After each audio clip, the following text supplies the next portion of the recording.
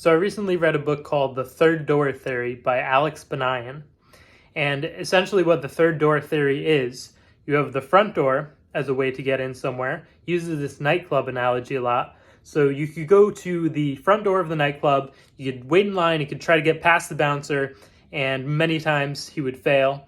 And so instead, there's also a back door, and maybe if you know someone, you could just, like if you know the owner, you could just go in through the back door with them. If you work there, you could go in through the back door. But he talks about this third door, which is the side door. So the front door is where everyone's supposed to go in. The sort of VIPs can maybe go in through the back door, and then he'll find like the window that's open, use that as a third door, or maybe there's a physical third door. But this book is actually about going clubbing and how to get into clubs. It's about business. And so Alex was very annoying to me throughout the first maybe 3/4 of the book. The reason why he was so annoying was because he had this amazing social gift where he was able to talk to anyone and get anyone to like him.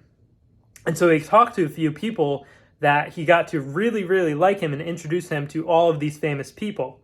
So he would befriend, millionaires and billionaires and get introduced to all of their friends and basically do zero with that. He wouldn't build any businesses. He would just make these connections. And then he was like, maybe if I make enough connections, I could just find like the one secret that they could all teach me. And then, maybe one of them has one secret and then that'll make me a millionaire because he's going to tell me something. And it's this annoying sort of inaction thing that I couldn't stand about him during the first 3/4 of the book. Because he seriously thought there was one thing and he would be told that one thing, and then after that he would be super successful because now he knows the secret, as if there's just one secret and knowing it could make you rich. So, eventually, about 3/4 of the way through the book, he starts to realize that it's not just one secret, but he is, through this course of the book, realizing that he's going to write a book. And so that sort of becomes his business. Fine, at least he's doing something with this information. I would have appreciated it had he actually started a business aside from just writing a book during the course of this, but tons of inaction on his part.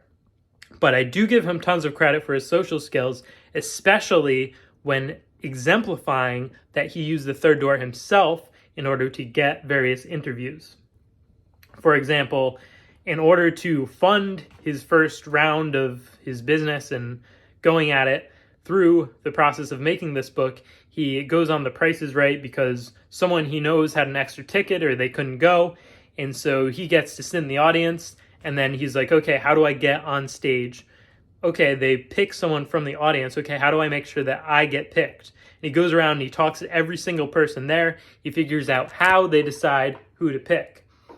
And he realizes if you want to be on TV, you have to act like the type of person who wants to be on TV and who gets to be on TV.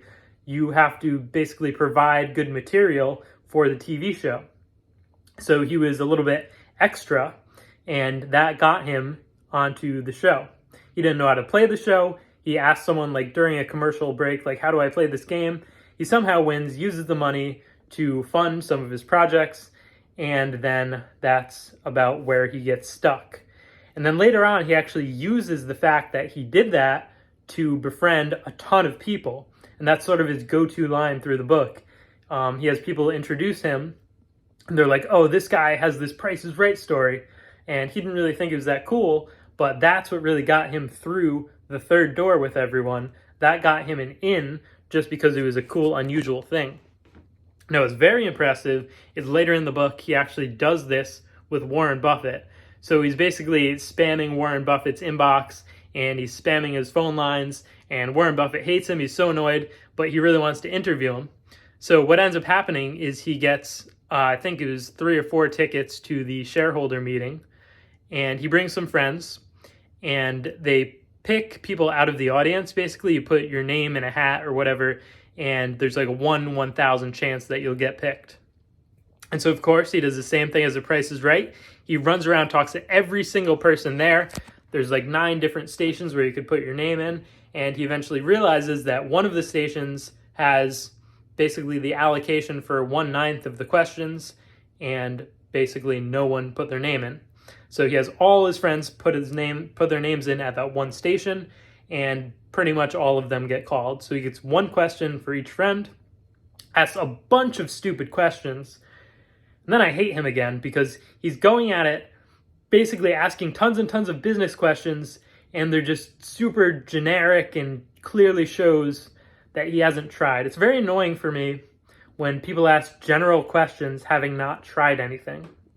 And basically any sort of, at least any realm of successful person will be annoyed by this if you ask them a generalized question, especially without having tried anything first. Like, what's the best investing strategy? You should be asking, I've been doing this, I'm thinking about doing this instead. What do you think? You should be giving a plan. You shouldn't be asking super generalized questions for basically no reason but to have like an interview. So he blows that entire thing because he's dumb. But he's so smart for having gotten to, I don't even know if it's smart. He's just so good and social and good at interacting with people.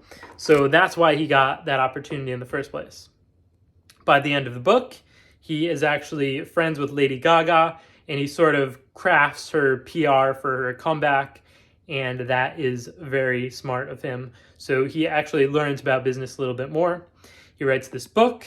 This book gets published. He gets somewhat famous. I just checked his YouTube channel. He has 2,600 subscribers, which is not very much at all, really. Obviously, I have less, but percentage-wise, for the amount of famous people I've met, for the amount of just interviews he's done, he should have a ton more, but he doesn't.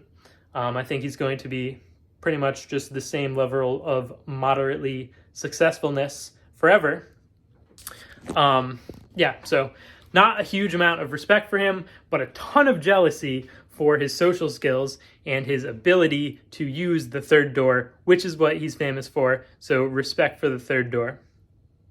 Basically, he's smart just for that, just for his social abilities, nothing else. I really don't like the book. The first 3 quarters, horrible. Last quarter, not bad. Wouldn't really recommend reading. But a lot of people really seem to like it. He's done some talks at Google, stuff like that, but whatever.